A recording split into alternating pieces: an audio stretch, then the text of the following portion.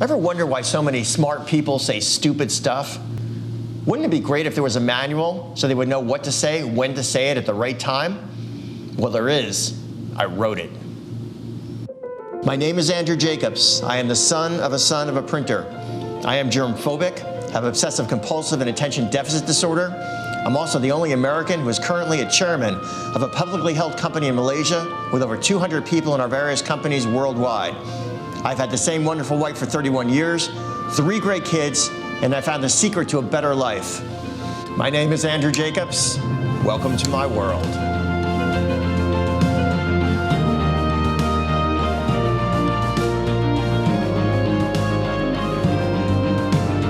And now, a word from our legal department. Hello out there, and thanks for tuning in. We hope what you see will turn your frown to a grin. But the viewpoints here are for entertainment only. We make no promises you won't be lonely. It's not our intent to counsel your life, tell you what to do, or how to get a man or a wife. Your life is yours, like your job and your kids, responsibility for which you'll never be rid. We have no liability for anything that you do. If your life doesn't work out, you can only blame you. But some new ideas are always fun for everyone. And now our song is done. Welcome to the Ideal Owner's Manual for Life. It's based on my 39 years in our family's printing business. I thought you could use a little background before we go further. Ideal Jacobs Corporation has multiple locations worldwide with more than 200 employees. I'm based here at our plant in Maplewood, New Jersey, where our team, during the week, often spends more time with each other than our families at home. One of my jobs is to keep everyone as happy and productive as possible, but like everywhere else, we have our share of conflicts. Life is based on relationships, getting along, making that happen better is what I do. Use your brain and think rationally for a moment. What do you want? You want to be happier in your life, have better relationships, you want less stress and problems, you want to smile more and be angry less. How do you do that? Follow the rules. What rules, you may ask? My 8 rules of life. How did I develop them? Through years of hard-worn practice, disaster, a few successes, and some good experiences too. Will they work for you? I have no idea. Give me 25 minutes and let's try. Who knows, maybe it'll change your life. Let's go to the basics. Welcome to the Ideal Owner's Manual for Life. I know it might not seem possible, but there is an order. There's your definite set of ground rules that over the last 39 years, as head of our family company, being married for 31 years to my wonderful wife, and the father of 3 great kids, I've been able to define and codify. The best part is that you get the benefits from all the mistakes and heartaches I went through to hopefully short-circuit your way to a better life now. Let's get started. We have a long way to go. Last time we went over rule number 1, which states, every interaction in life between a person and a non-living thing, person and a living thing, person with a pet, person to person, they are all defined as the exchange of goods, services, power, money, safety, security, sex, contentment, or anything else considered of value between the parties involved. This time we go to rule number 2. Besides their immediate family, the most important thing to someone is their job. The next important thing is a better job. Therefore, helping someone to keep their job or get a better one will enable you to be in position on a percentage basis to get what you want. What does that mean? In the United States especially, people define themselves by their work. If they own their own company, that's the first thing they will say. If their positions are high enough or they have the status they like, then they'll state their actual jobs within an organization. And if not, we'll simply say they're with a specific company. If they're not thrilled with what they do, but they're working, they'll simply describe their job with no details and leave it at that. Think about it. When you ask someone to describe themselves, the odds are good one of the first things, besides their family, will be about the work they're doing. If they're retired, they'll also tell people that because that has a status of its own, because it implies they were successful enough at work not to have to work anymore. This is Richard Green. He's our Senior Manager of Operations. Hi, Rich. Hey, Andy. How do you describe yourself when you talk to people? I feel that my job defines me more than my ethnic makeup or background. Why? Why do I say that? I say that only because I'm passionate about what I do, and I feel confident about what I do. Do you like where you've gone so far in your job? Yeah, I always feel challenged, and it's just one of those things that I enjoy, and there's not a lot of people I know that went to school for what they wanted to and still do that type of job. And I'm one of those few people that are in that situation. How about being over people in terms of being a boss of a group? How do you like being that? It's challenging. It's good. It's it's interesting to work with people and their different personalities, and I've come a long way. I still feel that I have a lot of more to go. In the future, do you want to move to a higher job, stay in the same area? What are your thoughts for that? I would like to move up. I would like to see where, how far I can go. I like being challenged. I like the opportunity of doing new things. Doing the same thing all the time is boring, and it's one of the great things about working here. It's why I've been here over 12 years, because I'm constantly challenged doing a lot of different things. You're in the production area now, basically, and also the pre-artwork area. What would you like to do next? I think I would like to move up just more, in a corporate kind of administrative level. What exactly is a job? Here are some examples. It's much easier to explain something by watching how it works. Even insects have jobs. All you have to do is look at an ant colony or a hive of bees. They're highly regulated systems where work is defined, carried out, and their efforts reap definite rewards for all the insects involved. I'm sure that if you asked a bee to describe himself, he would say he was a worker bee. Or even better, she would say she was queen and in charge. If you helped a bee to keep its job, like providing a safe environment for the hive, then the reward you will get are honey and the chance to pollinate your other plants to get more benefits. If the hive increases, then your benefits will also. How about animals? The job of a dog is to love, protect, and love its owner. If he does not do that, then he will lose his home and potentially his life. If he doesn't do his job, he will lose it. Some animals actually work like sheep herding dogs, milking cows, elephants, or Cape water buffaloes. Again, their roles are important to them. It helps to define who they are and their survival in this world. Threaten their job and you threaten their survival. Helping to create an environment where they can do their job in the best and most efficient ways possible will not only make them happy, but also maximize the rewards to their owners, make them continually more important, and the relationship continues to grow. Let's move on to people. People. We are such complex creatures, built on the frailties of our egos, our drives to succeed, and need for the approval of others. One way to fulfill all those requirements is to work and become increasingly more successful. Therefore, keeping the job you have is not only important for the economic well-being of you and your family, it also helps to find your position within the pecking order of life. For instance, if your brother is a mechanical engineer with a large telecom firm, your sister is an emergency room doctor, and you're a clerk in a convenience store, then the odds are good that your parents and your siblings will place you in the lowest level of the family pecking order. This is why the second part of rule number 2 is even more powerful. Helping and supporting someone so they can keep their job, whatever it is, and do it well is incredibly important. But if you can help them to get an even better job, then your worth to them skyrockets, and so therefore does the potential return back to you. Can the second part of rule number 2 apply to multiple participants? Let's see. Meet Eileen. She's our senior manager of customer relations. Meet Bernadette. She's one of our customer account representatives. She doesn't like to be on camera. She reports to Eileen. Meet Gladys. She is our other customer account representative, and she reports to Bernie. But in reality, they all depend on each other. This is the way it works. Eileen does her job. Bernadette does her job. Gladys does her job. But if Gladys doesn't do her job well and screws up, that will affect Bernie. If she doesn't do her job well, that will affect Eileen. If Eileen doesn't do her job well, that will then affect me. Not a good thing. Therefore, they all have to work together as a team, and they all have to function together so it all works out the way it's supposed to. And they do. They're fantastic the way they work. It's great. I couldn't ask for anything better. Therefore, the point is, they're responsible people that care about their jobs and understand that they must help each other look good as individuals and as a team in order to keep their jobs or be in line for promotion in the future. Life is not fair. Life is tough. It never ceases to be difficult. Watch on. When I was in middle school, a long, long time ago, I made a stupid comment about a group of people, and a gang came after me. And the head of the gang, while we were in middle school, looked like he was around 25 years old and was big and strong and very scary. And he said, "I'm gonna kill you." I was scared to death, but I said, "Okay, you're gonna kill me. Pick the time, pick the place, and we'll do it."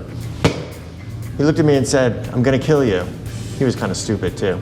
And I said, "Okay, pick the time, pick the place, and we'll do it." And then he said again, "I'm gonna kill you." And at that point, I started getting angry, and I said, "Pick the time, pick the place, and we'll do it." He walked away. I skirted death that day, with my knees buckling and being afraid for my life. But I knew I was in trouble. So I went home, and I asked my dad if I could take judo lessons. And he fantastically said yes. He was great that way. And I started taking judo lessons, and I never had an actual fight again. After judo, I took karate. After karate, kickboxing. After kickboxing, fencing, fencing then karate, kickboxing and all, a mixture of everything all together. Until today, I'm still doing a little kickboxing, even though I'm 60 years old. The point is though, I can still fight. I can still protect myself. And I can protect my family, to some extent, myself, and my business, in which case then I can also protect my job.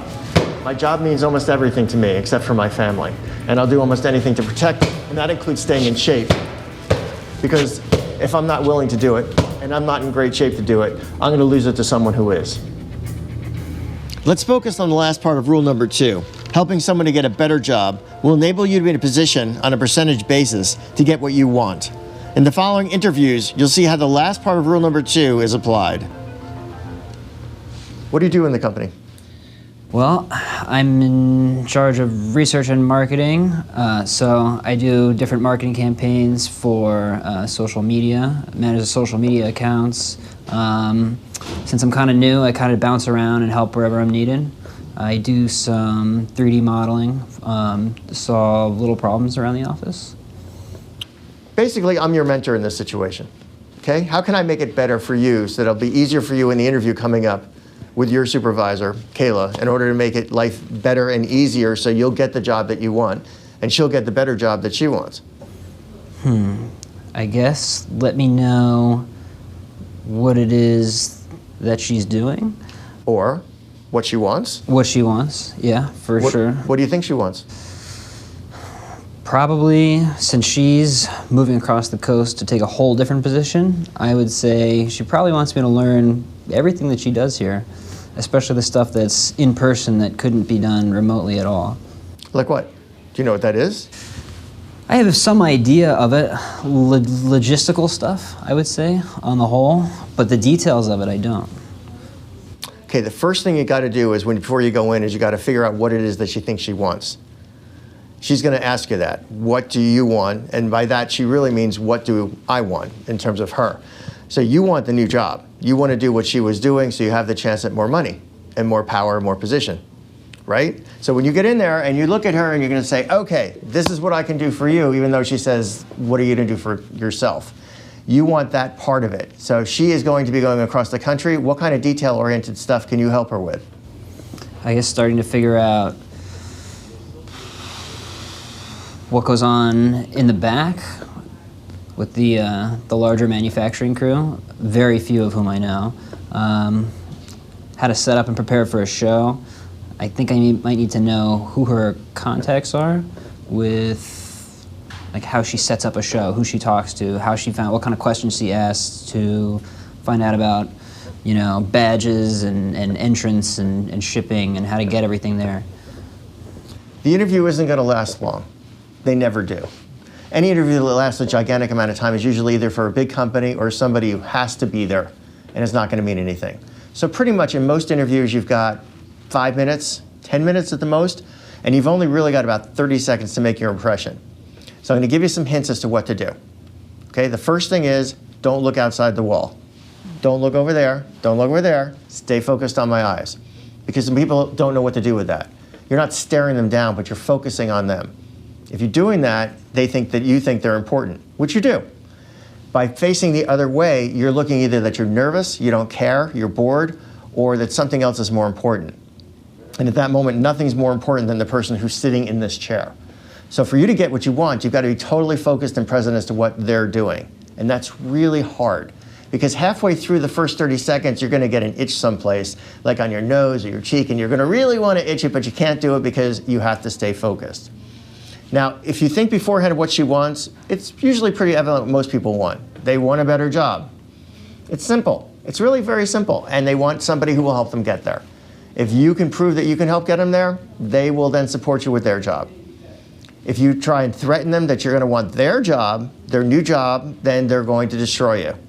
And if you don't look like you really want it, they're going to have nothing to do with you. It was just another person they had to interview. So in order to be not just number 18 out of 25 people that they have to interview, you have to make a difference. And to do that, you have to think about them. So when they say to you, what do you want? They're really not asking what you want. They're really asking what they want. And do you know what they want? And how can they do it? And how can they trust you to do it? And that's really hard to convey in 4 minutes, which is really all you have, which is why we only have 4 minutes and we're talking right now. So in the space of about 30 seconds, what can you do for her that somebody else isn't already doing when she's across the country that she knows that she can count on you?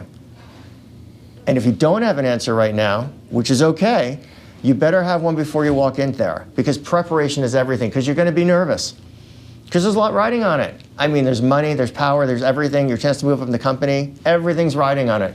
The amount of pressure is huge. And if you practice beforehand and you know what you're going to say beforehand, it's much simpler. You can even bring notes.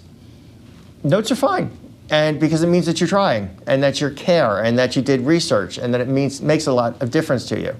You can't really use your phone, but handwritten notes are fine.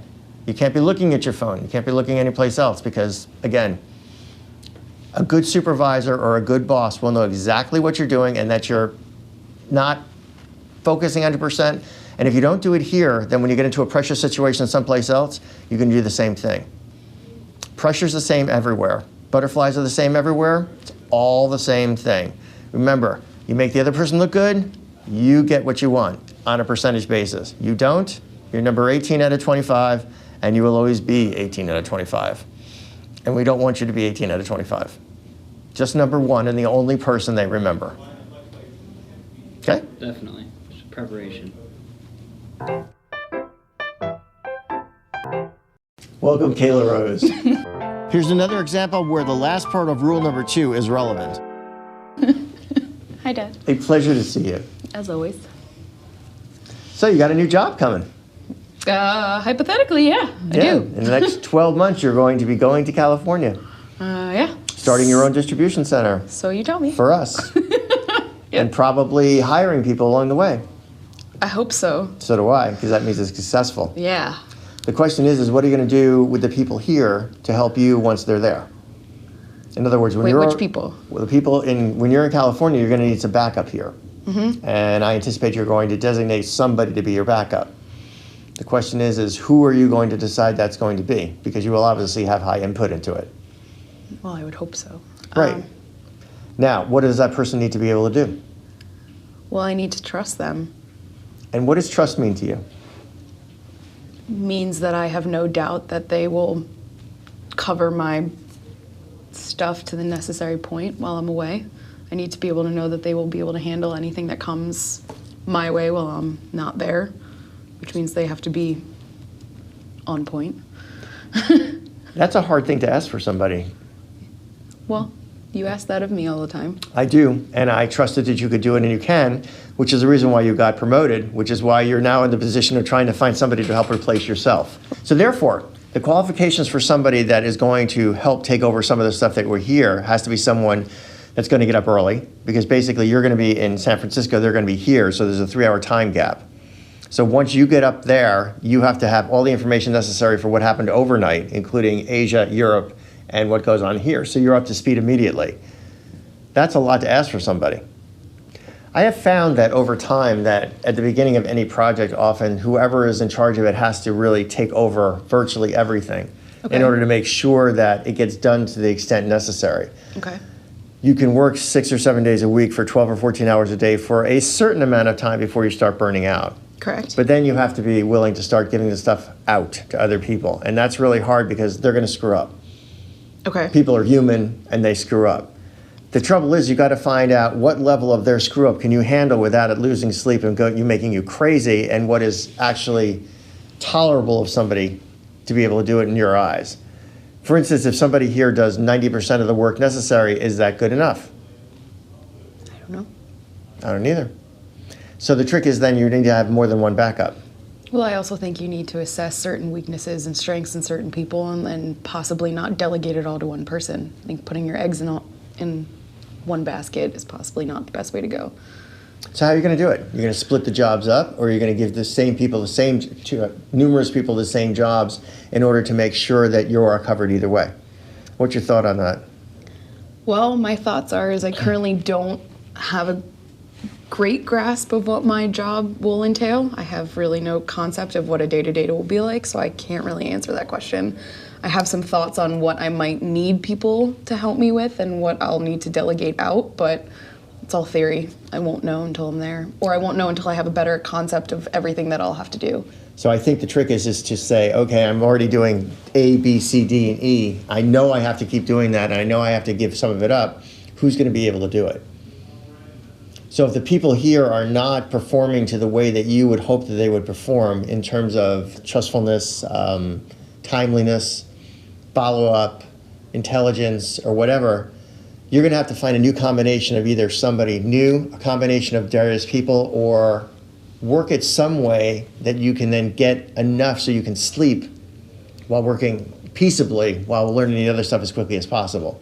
Because what you're going into is an incredibly stressful situation.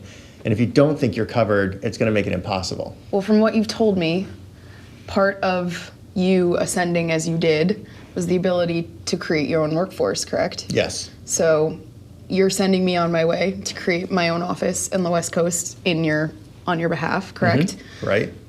But wouldn't it be silly of me to depend on your people to do my stuff? Shouldn't I create my own workforce, as you say? The answer to that is yes. That's the obvious answer. The hard answer, though, is to find the right people to do it. Well, that's going to be the paramount. It's going to be completely difficult. But at the same time, I didn't take this job on because it was easy. It's true. Right. So the first thing you're going to do when you get out there is you're going to start assembling a team. And whether you need them in the first 6 months or the first year and a half or the first 2 years, you're going to have to find your own group. And that is probably going to be one of the hardest tasks you have.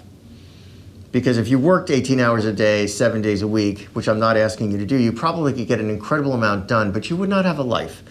And you would not be happy, and eventually that would be horrible. And you are my daughter first, and my employees second. So therefore, your happiness, as are the happiness of my other employees, paramount.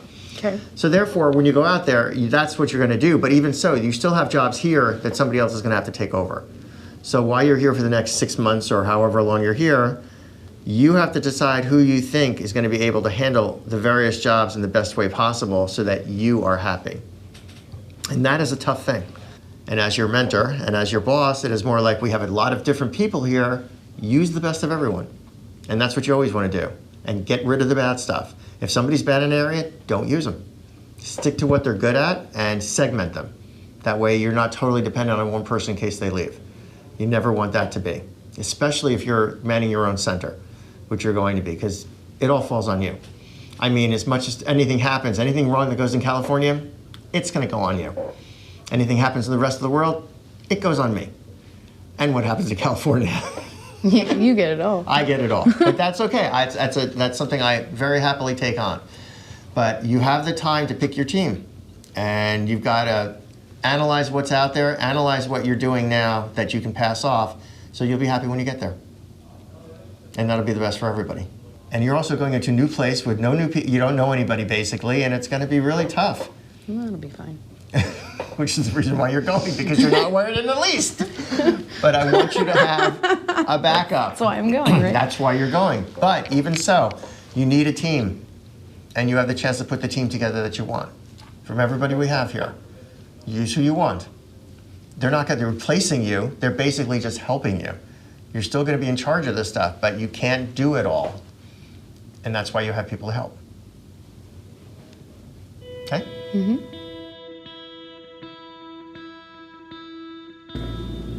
Welcome to Story Time. I know we have thrown a lot of information at you for the whole show, so sit back, relax, and listen to a story about my life, which may or may not have an impact on you, but had a great impact on me. It is now 1978. I have been in the company about a year with my dad, and he has slowly decided that he is going to train me. He's decided I'm worth training, which was very nice to hear. And one of the first jobs he gave me was firing people. Now, probably you don't understand this because you haven't done it, but in terms of a company structure, he who fires is the one who has the most power in the company because everybody is afraid of them. If you hire people, that's great and they really love you. If you fire them, they're afraid of you, and they should be because you hold their livelihood in their hands. Quick note back, when I was about 5 years old and working for the family company for a day, my dad used to bring me into New York City when it was a really fun thing to do. Go into our plant, work with the guys in the back, do collating and things like that. And I jokingly had said to one of the guys that if he didn't do what I said, I'd fire him. And my father sternly took me aside and said, you never joke with anybody about their livelihood. Never spit into somebody's soup, as my uncle would say. And I learned the lesson. So when the time came to fire somebody on my own, I knew how big a deal it was, and I didn't want to do it, but it was one of the first jobs my father gave me. We didn't have many employees at that time, so it was something that was not done all the time, but occasionally came up. And he would tell me how to do it. There were various rules in force in New Jersey and the United States on how to do it, but he didn't want to do it. And that was the first ceding of his power to me. I always wanted his job because I wanted the power, I wanted the glory, and I wanted the money. I always wanted the money, and I always wanted the respect. So when he started giving me jobs he didn't want, like that, firing people, also bookkeeping, everything else, I may not have liked it, but I learned it because I knew, first of all, that I had to do it to run the company, and secondly, I needed it in order to be able to start taking his power away over me and putting mine over everyone else. I know that might sound bad, but the truth was I wanted to take over because that's the way I wanted it to be. I didn't like taking orders from him. I didn't like being taught by him. I didn't like the way he taught me, although he taught me a lot. I did learn it. I learned to make him a lot of money. I made me a lot of money, but I still didn't like the lessons, especially the way he did it. And eventually over time, the 1970s and 1980s and until the early 1990s, he eventually seated me more and more until he was on the outskirts to the extent he didn't know what was going on in the company anymore, and he retired. He got a golden parachute, he got a lot of money, he was reasonably happy, but he was never thrilled with the fact that I sort of pushed him out, much in the way he and my uncle pushed my grandfather out. Probably in the way that my daughter is eventually going to push me out. But the point is he let me do it. He gave me the weapons. He told me how to do it. Do the things he didn't want to do. And that was the way to chip away at his power and get my own. And that's what I learned. Therefore, these days, I very rarely let anybody fire anybody. It's up to me. First of all, it's a horrible job. Secondly, it's something that I'm supposed to do. And third, it's another part that I would keep my job because no one else wants it or can do it. It's really important to know what it is that keeps your job yours. You have to fight for it. You can never take it for granted. And if you let people do the easy stuff that for them and hard stuff for you, or the hard stuff for them also, eventually you're not going to be needed anymore. And that is the lesson of today. You want to keep your job, you have to keep earning it every day. You want a better job, you're going to have to take it from someone else or create it on your own. It's not pretty, it's not nice, but it's the way it is. Before rap, during the 1950s, the Beat Generation came into being. Instead of rap music, they did poetry. Here's my version. Voiceover, please. Run the credits. I'm just an old Jewish man who shouldn't rap, so let's call it a poem and leave it at that. Everybody's job means so much to them. Try and take it away and see the problem. Employment is more than just your pay per hour. It gives someone dignity and most of their power. Help them keep their work and see what happens. They'll owe you for life, and I'm not flapping. Help them get a better job and life turns golden. Do it enough times and they'll be beholden. Besides their family, their job is it. Help them get a better one, and you're a hit. Thanks for watching. Okay.